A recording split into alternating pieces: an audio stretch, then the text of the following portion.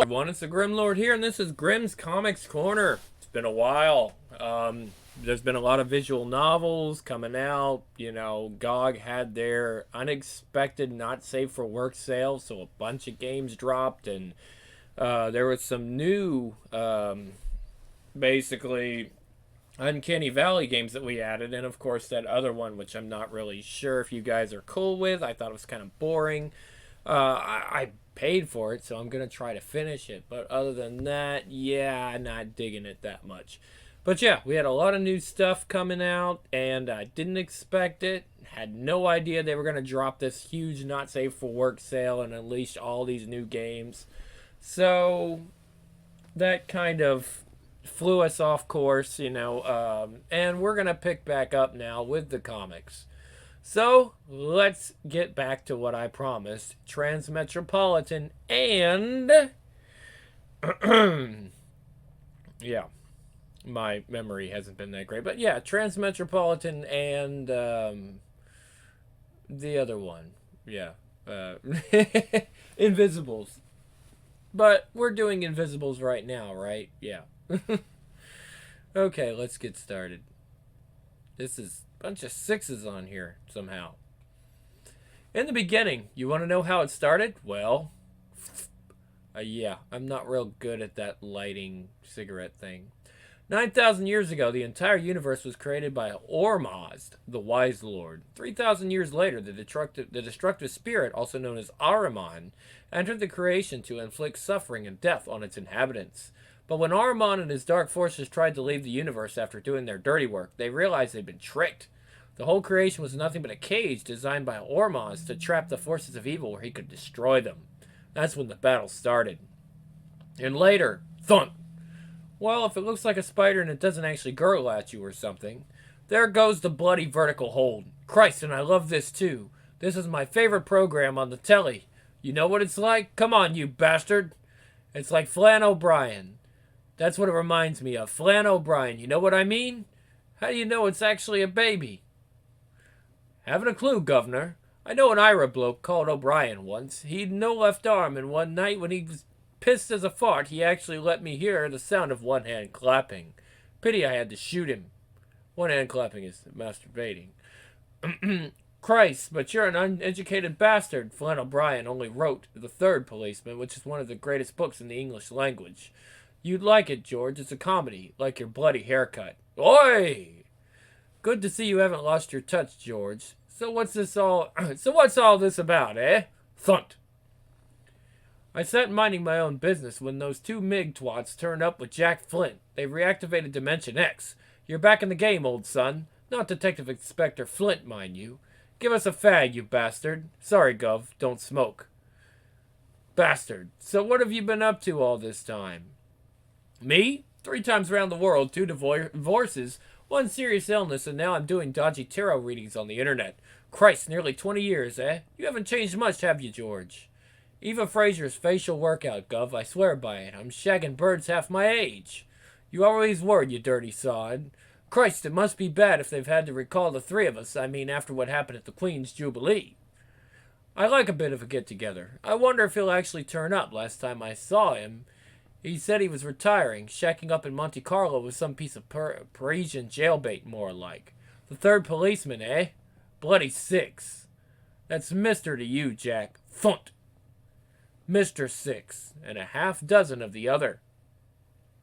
Ah.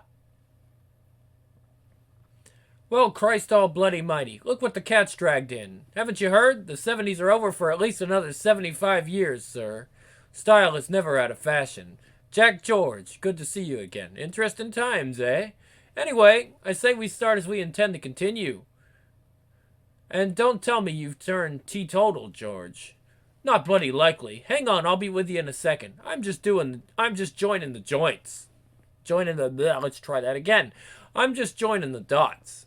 To the return of Division X, gentlemen. For better or worse. Bloody Taurus? So what's it all about then, eh? It must be bad if they have to dust us down and stick us back on the mantelpiece. I'm as in the dark as you are, Jack. George's little dartboard divination seems to suggest some kind of royal connection, but perhaps it's too soon to speculate. Not the bloody royals again. Not after the last time. Well, we have a meeting with Mr. Crowley. Rhymes with Foley. Oh, they're spelling it different. We have a meeting with Mr. Crowley. Rhymes with Fowley. Unlike dear old Alistair, who was holy. Right. Okay. Yeah, remember, it was Crowley, even though Ozzy said, Mr. Crowley, it's Crowley. I wonder what it would have been like if he said, Mr. Crowley. I don't know. Dear old Alistair, who was holy, I expect he intends to fill us in. Just like the old days, Jack. I used to do a little parody. You know, there was a song like Mr. Jones and me, Mr. Crowley and me, chanting in a Nokian. I used to do that when I was a kid, you know, because there was that song Mr. Jones and me, and of course Mr. Crowley, and I would combine them together. You're late. 20 years and you're still late. Alan Dunn's House of Fun. Something happened here in this shop. We're not quite sure what, but of the 3 sensitives we brought in, one is now wearing a straitjacket, the second has declared himself the Messiah. And the third remembered Division X. Must have been a fan club member. Captain Jody reporting for duty, sir. You had quite a reputation in your day, Flint. Don't ask me why, but you all did. That's part of why you've been returned to active duty in the Paranormal Investigation Squad. The piss, sir. Yes. And the other part? There in that jar on the table. Don't touch it. What is this? Nobody's too sure yet. Whatever it is, it appears to scan thoughts and imitate them in some way. Interesting. That particular sample is the real reason you've been recalled. You see, we didn't find it here. We found it in Downing Street, or rather the Chancellor of the Exchequer? Okay. The Exchequer, I think it's Exchequer. Exchequer found it when it turned into 3 rent boys in the Prime Minister's kitchen. Harper, for God's sake, take that stupid mask off. The joke's wearing thin. I'm not wearing a mask, sir. God help us. We're dodging various factions within the government on this one. Some of them want it swept under the carpet. Others are getting a wee bit tired of the nightmares and the constant poltergeist activity. Something's active in the Mother of Parliaments, and I want to know what it is. You're on your own now, remember. Anything goes wrong, and I'll swear on the Holy Bible I've never laid eyes on you. You're lost, Mr. Crowley. You're lost. God help us all. Is there anybody there? We'd like to speak to Gerald. Are you there, Gerald? Can you hear us on the far side? Christ, it's moving. Isn't that what it's supposed to do, Mr. Braintree? Yes, of course. Yes. Yo. Is it Gerald? Oh, no. Why? Yes, why? Oh. Is it Gerald? Is it my husband? Can you ask him where he hid the money he was saving to buy that new greenhouse? Yes, N. Continue the message, please. I-C-K. You're nicked, my son. Huh! A quiet word, Benny. I don't know anything. Mr. Flint. For God's sake, look at me. The nearest I come to the spirit world these days is drowning my sorrows in vodka and ginger ale on a Friday lunchtime. I'm washed up. I'm faking Ouija board messages and getting my leg over a few divorces. I don't like that story, Mummy. Tell me another. Oh, Christ! You bloody buggering bastard, Flint. Detective Inspective bloody buggering bastard to you, Benny. Ah! Talk faster, I'll flush you so far down that you, Ben, you'll be halfway to France for the rest of your shit before your ass knows what hit it. Leave! There was a ritual. They asked me to help prepare a room to hold something. I don't know where. I was blindfolded. This is harassment. Not yet, it isn't. When I start harassing you, Benny, you'll know all about it. What sort of ritual are we talking about? They were bringing something down from Scotland in a van. To Kelly Lee. It's a shoggoth, Mr. Flint. Like Lovecraft said, they've got a shoggoth. So who drove the van? And don't tell me Postman Pat. Eddie Clitheroe, the Wigan wanker. It was Eddie. Keep out of it, Mr. Flint. To Kelly Lee, you bastard. To Kelly Lee. Is Mr. Braintree all right? He's just washing his hair in the toilet. Oh, and Gerald says, will you stop bloody bothering him, you grasping old cow? He spent the money on drugs. Oh! Good night, ladies. Good night, sweet ladies. Good night.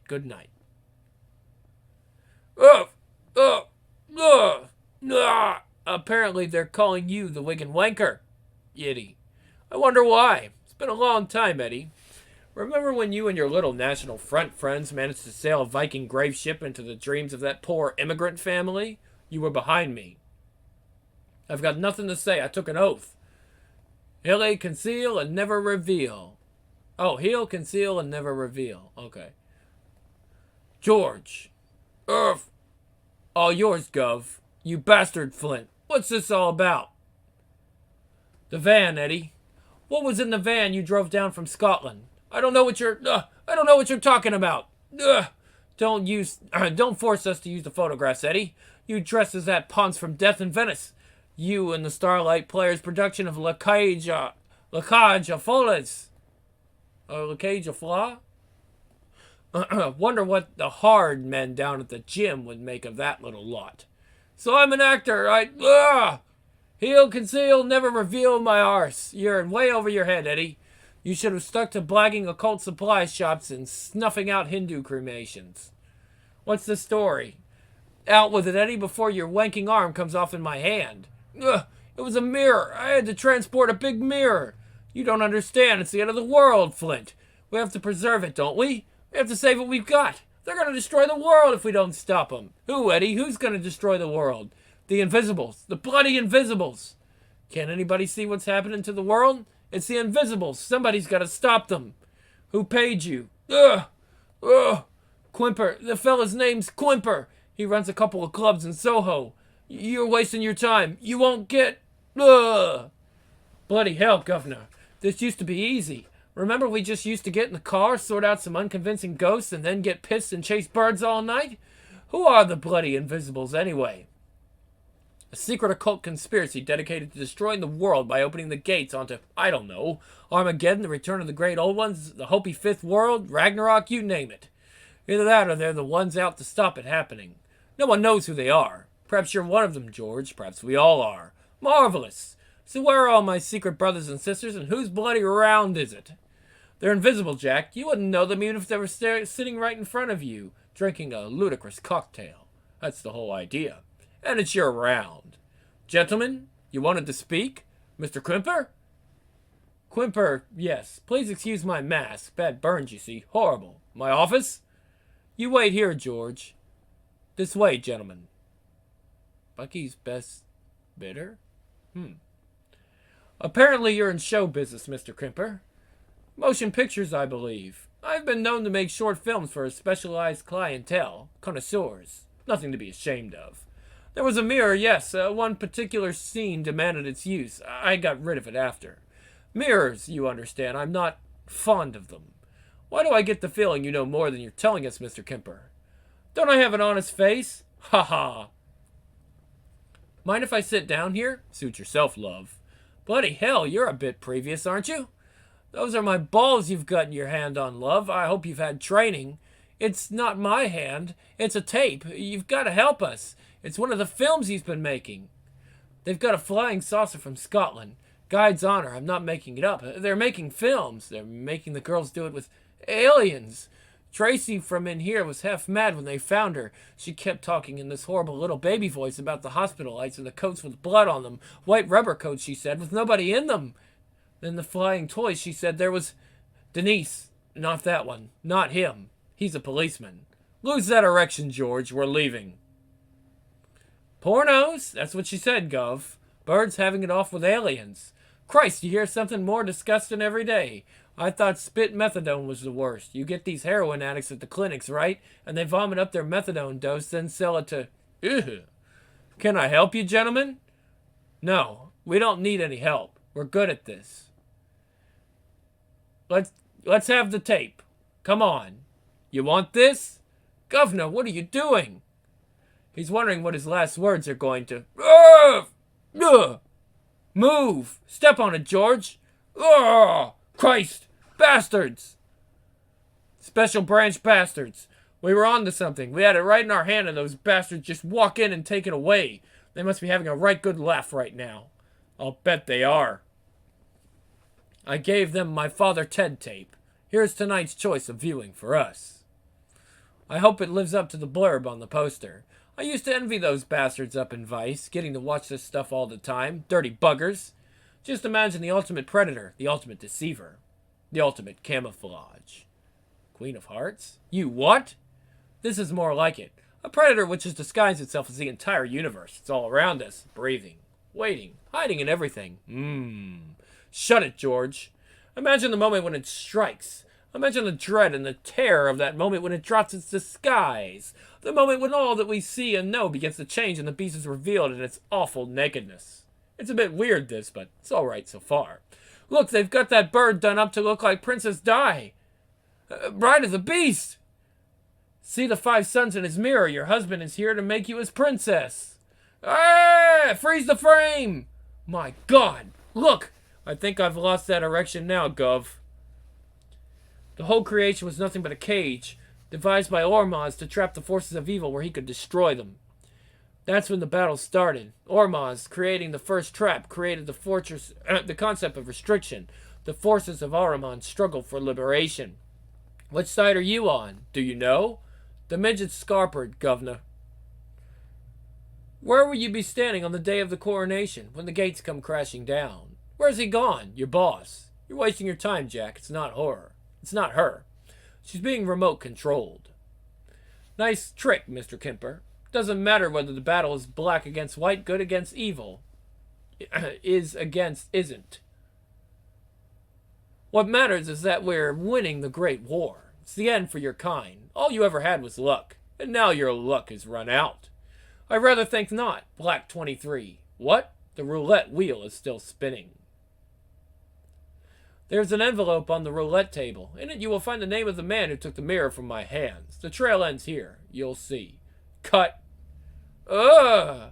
Well, gentlemen, it seems we are still in the game. Well, what's it say? Christ! Sir Miles Delacour. Oh my! Christ, we've had it. He's untouchable. This goes right to the top. Then, gentlemen, so must we. So must we. This isn't about a story. It's not about anything. Read it if you like. Now, why in God's name, I ask, would you have anyone that... Hold on. Now, why in God's name, I ask you, would anyone have that printed on the side of a can of tomatoes? These people are terrorists, pure and simple. They shouldn't be made to face the full severity of the law. The news just gets weirder every day. What can you do? Put on the shades, sniff the air, face the public. I'm a false icon. The media collaborate in promoting my superficial lifestyle as somehow more valid, more worthy of attention than your real lives. You're more interested in my shoe size or who I'm shagging this week than you are in the infection vectors of the bovine spongiform encephalitis that's turning your old dad's brain to travel soap. Gideon and your song aggression as a well-integrated part of primate social relationships. What did you mean by sex versus non-sex versus parasite? I was taking the piss, love. Gideon, my messiah. Look at me. I can be the perfect girl. I'll do anything you've ever wanted. Anything. What's your IQ? 120. Forget it, retard. That's my IQ. Well, you've got to leave them with a grin. Cue hallucinatronic spy punk soundtrack for the summer of evil. And raw policemen. Grant Morrison, writer. 20th century died. Yellow sex, dog popism, girlism, boyism, nowism, England, wakies, the awesome toys. Holy moly, was he on some shit when he did this. The new model Lamborghini. It's like a cheese car. The new model Lamborghini ripples in the heat. It's optically... Try that again. It's optically sensitive reflective chassis can record and play back visual images. Its quantum Polaroid engines designed by Buddhist monks extract virtually limitless energy from raw photons. So fucking what? I love the car ads. They make me feel like I'm tripping. Don't think for yourselves. Think for God. Let's start making that motherfucker's decisions for him, huh? Thanks, Chet, for that very unusual and indeed moving look at tomorrow's weather. Pornoplasm turn on. Modem the following to my World Web Hotel page. The underlying motif of human civilization is no longer suffering, but play. The crucified God image has been replaced by the new Ion's dominant religious motif, a child fucking about with the building blocks of reality itself, restlessly destroying to create. It was the best he could think of in a hurry. Let's face it, the Samaritans should have asked someone else to compose the message for their new "Sorry, we're at a party" answering machine service. Pornoplasm. My favorite ad's the one for pornoplasm. When we say laptop, we mean laptop. He puts the hard into hard drive. She's the personal computer who likes to get really personal. Here's the pitch. The Stepford Wives with Terminator 2 technology. A programmable sex doll with 6 gender options, hands-on identikit function, and a data storage capacity of 250 billion megabytes. Wow. That's like... Hold on. I'm going to calculate that real quick. Let's see here.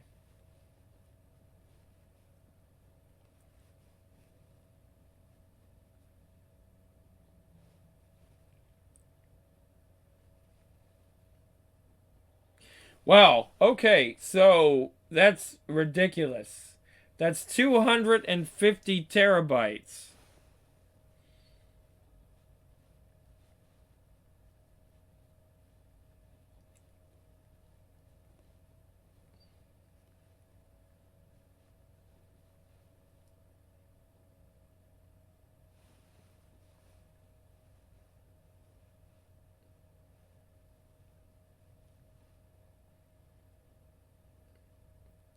Wow.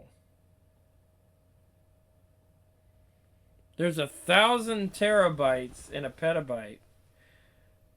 Wow. That is... How much is a yottabyte? Nope, we don't have a yottabyte. No, it's not a yottabyte. Hellabyte? Oh my god.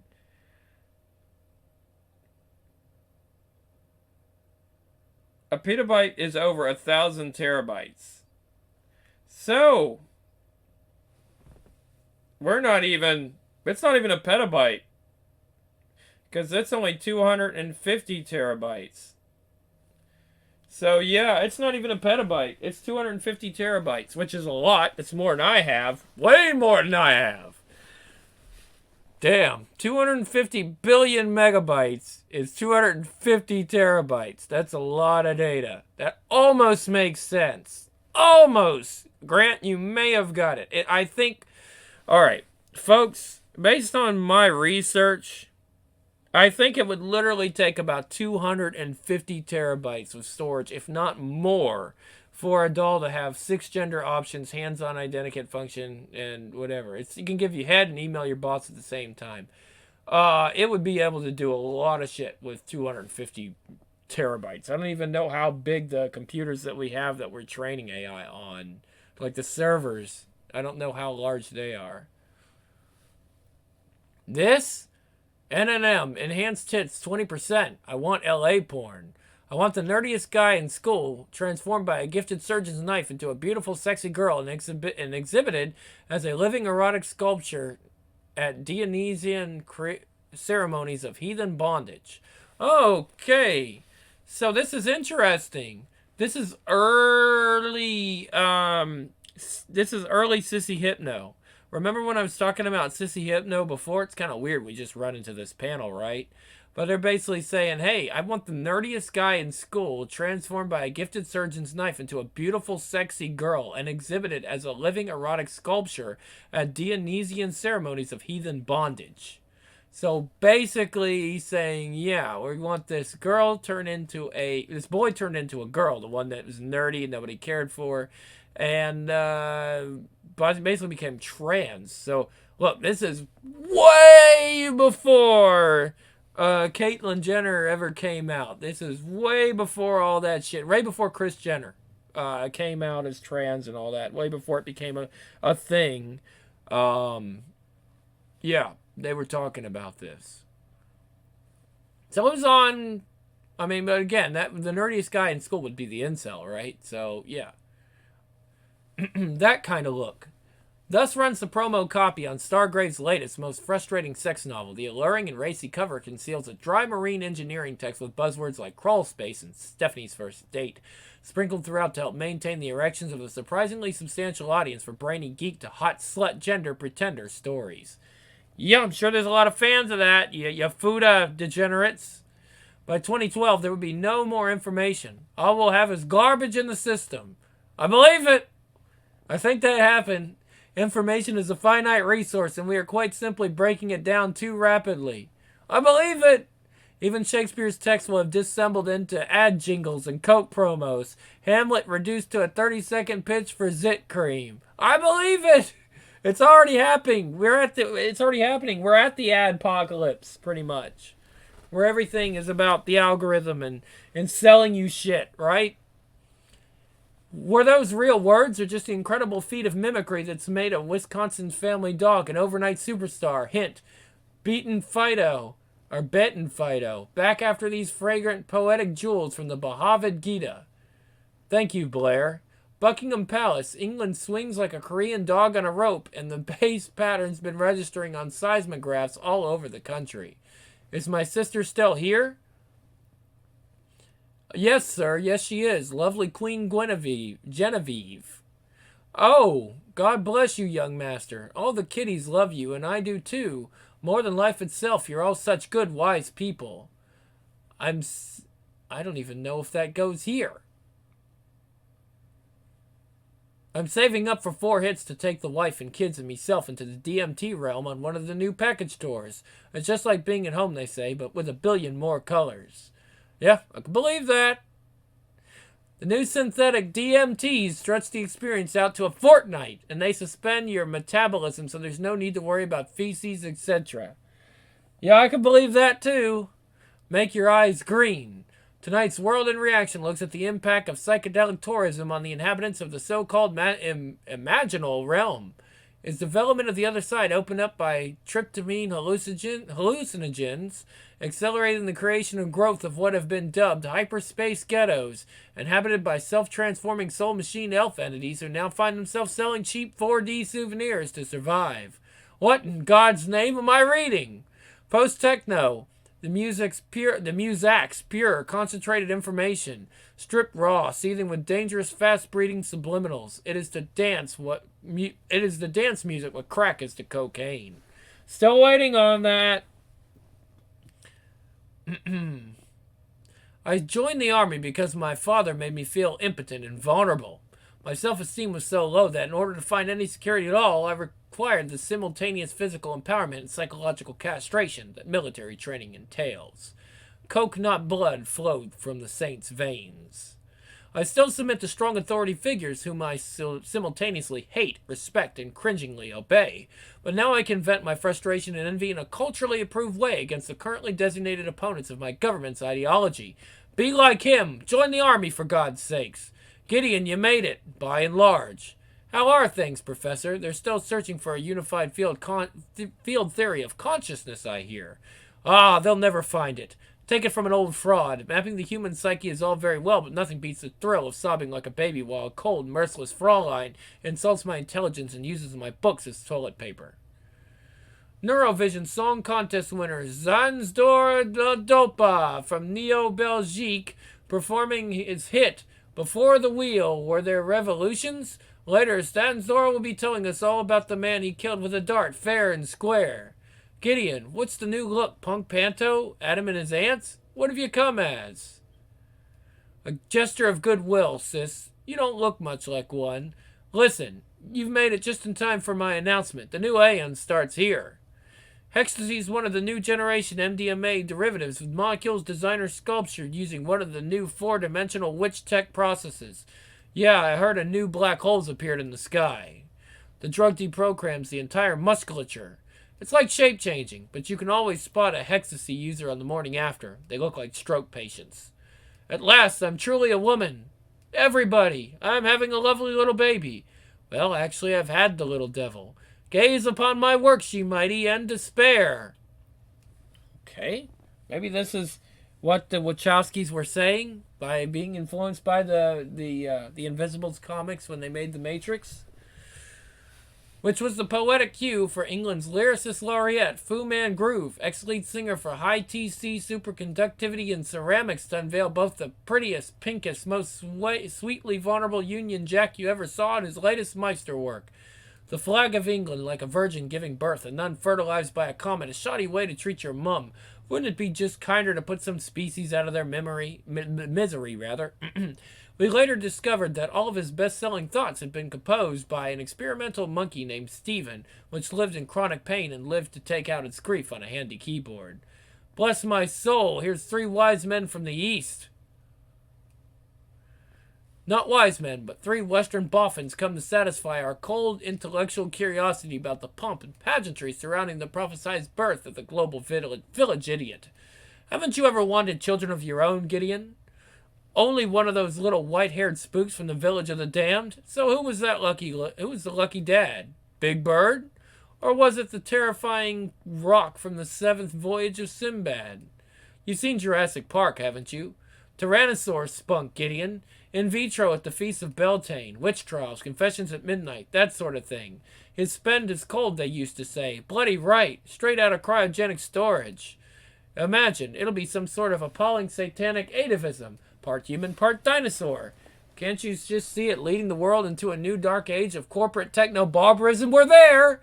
Not if it's got those funny little arms, it won't. Nobody'll ever take it seriously. Ah, but Hitler had a silly mustache and still pulled the birds, Mr. Stargrave. Take Eva Braun, for instance. Try to look on the bright side, my son. It's like that marvelous scene from the end of Rosemary's Baby. Now that you mention it, Archbishop. Oh, I bet he's got his father's eyes, just like in the film. Isn't this creepy? Third world children are plentiful fossil fuels. Excuse me. Third world children are plentiful. Fossil fuels are scarce. We have to burn something. I've got my father's eyes. They're right there if anybody wants to see them. Strange how they only survived the cremation. Speech! It's the dawn of the twin ion of Horus. Mott, somebody must have something to say. Go on, Gideon. I'm on my 3rd bottle of Stoli. You announce the arrival of the new millennium. I know you've always wanted to.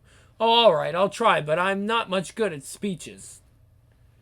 I love my sister. I love her hideous demonic child. I love Big Brother. Happy anti-Christmas, one and all. Roll Britannia!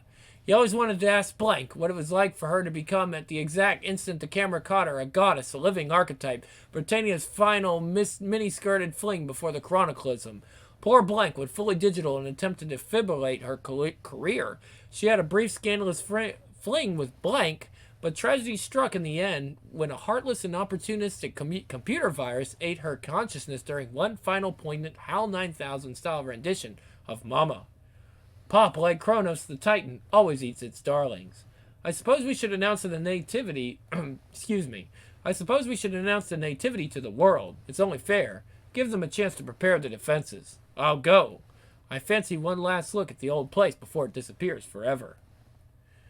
Time to shut down the game with the appropriate flourish, the big photo finish. Silicon, don't you understand? This is the new Stone Age. Stargrave snaps his fingers and speakers all over the city play spy music. 3D hologram Bond girls fill the sky, taller than buildings. Peace sure sound divine. Somewhere off stage, the baby emerges, roaring and swearing. And Jesus said, "Hands up, who's seen Star Trek The Next Generation, the holodeck?" Whereupon Thomas called the doubter, spake saying, "Jesus, the goddamn thing's on TV every 5 minutes. What's the point?" Saith the Lord, the point is this: we're on the holodeck. The universe is a holodeck, and we are being played.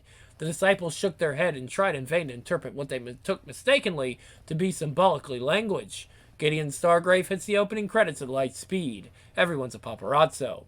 Every blue lens blinks like an eye and turns his way.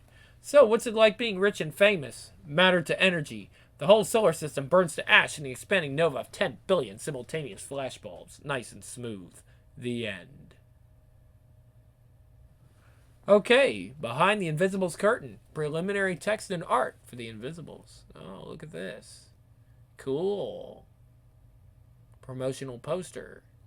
The concept. Oh, okay. I kind of want to read this. This was the series proposal for the Invisibles. After a year in the wilderness, I've realized my horror that I'm bored, and I like the idea of working on a regular book again. Working for Todd McFarlane pays more than the rent, but I have a hankering to do some serious work again. I want to do something which gives me the opportunity to air my personal philosophies and unique viewpoint on the human condition. I've come to realize that, being of a limited attention span, I lose interest fairly rapidly when I'm working on a monthly book, mainly because these things tend to have a distinctive style which is established early on. What I really want to do is a comic in which I can tell any story I want, in which I'm not shackled by a completely regular cast of characters and settings. One of the few things I truly admire about Sandman is the way in which it functions as a vehicle for any old thing Neil wants to say. No, pardon. He's able to focus on the Sandman character if he wants, but he's also able to spin off in all directions and tell all kinds of stories, some of which don't have to involve his core cast in any way. This seems like the ideal environment in which to cultivate a long-running series which doesn't become boring and or repetitive. So taking a perfectly formed leap from the book of the Meister of Dark Fantasy, I think I've finally come up with a structure which accommodates all the stories I've ever wanted to tell. I want to create a radical new mix of historical stuff, biography, and bizarre fiction, and to create a series which acts as a home for all my stray plots and strange notions. Things I've seen on my world travels, things I've developed, occult stuff, fringe science, adventures, meditations, you name it, it'll be here. Some stories can be straight down to earth social realist items, others can spin off into wild and outlandish worlds of occult horror. In addition, I'm staying with Sandman for a while. I'm convinced that one of the reasons for that book's success is, quite simply, that it's a superhero book which doesn't come across as a superhero book. Neil has a cast of distinctive characters, each with their own powers, code names, and even headquarters. I really feel that Vertigo is making a mistake by publishing stuff which isn't superhero or fantasy related in some way, to be frank. I feel that books like my own mystery play and the various other real-world projects are actually undermining the viability of Vertigo. Ultimately, there's no audience out there for comics which simply try to be like mainstream films or novels. We should be concentrating on the stuff which comics does. Well, hold on. Let me try this again. Ultimately, there's no audience out there for comics which simply try to be like mainstream films and novels, and we should be concentrating instead on the stuff which comics does best, namely superheroes. Which is not to say that we can't do subtle and intelligent work, but that we should be doing it within a structure that is recognizably a comic book structure, i.e., strong characters with unusual abilities in our lifestyles. Look at the most popular and successful Vertigo titles, and you will see superheroes of one kind or another. Our core audience is interested in fantastic and unusual ideas, so if we really want to consolidate the Vertigo identity, this should be at its core a superhero comic, even though I'll be describing it as a character-driven occult thriller filled with new, mind-bending ideas. For me, the rationale is that instead of spreading myself thinly through endless one-offs and miniseries, I'd like to refine all the ideas I've toyed with in things like Kid Eternity, Animal Man, Doom Patrol, etc., and concentrate everything into one ultra-groovy monthly book, The Invisibles. It's the next stage in evolution of what I want to do with comic books. Okay, so wow. Okay, so they're gonna yeah, so they go in and they explain all the different characters and all the, issue 2 and issue 3 and part 3, part 4, issue 10. Wow, he did a lot.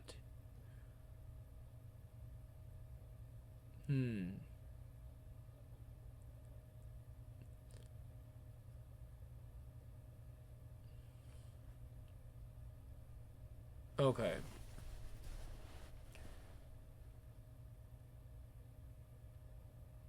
The Invisibles, there's King Mob, Lord Fanny, of course, Jack Frost, Boy, Raggedy Ann, additional bits and pieces. Again, this is something that you really want to read. Fire Master, Water Roll, Air Roll. Wow, that's really interesting. The Boys to Earth Roll. I didn't even know all this. Really cool stuff, but I can't read all of it because it's a lot to actually go through and cover all this.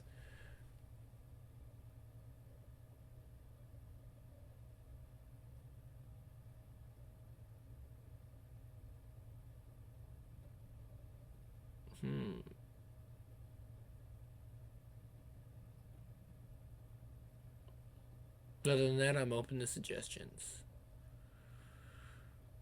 Okay. Oh, look at that. Warren Ellis. Good pop music is about everything and nothing. It's about present and future. It's about setting things on fire and that perfect kiss and knowing the sun's going to come up tomorrow, big and fierce and strange. It's about making life more real, ultra vivid and crackling and sparkling. That's what The Invisibles does. And we'll be reading Transmetropolitan in a little bit.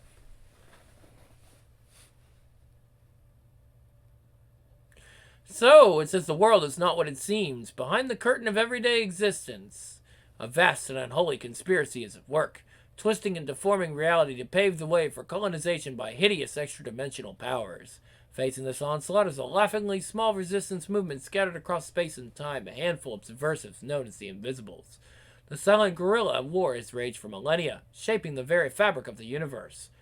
But now the countdown to the final battle has begun, and soon everyone will have to make their choice, crushing, soul-rending conformity or radical anarchic freedom. Which side are you on? There we go.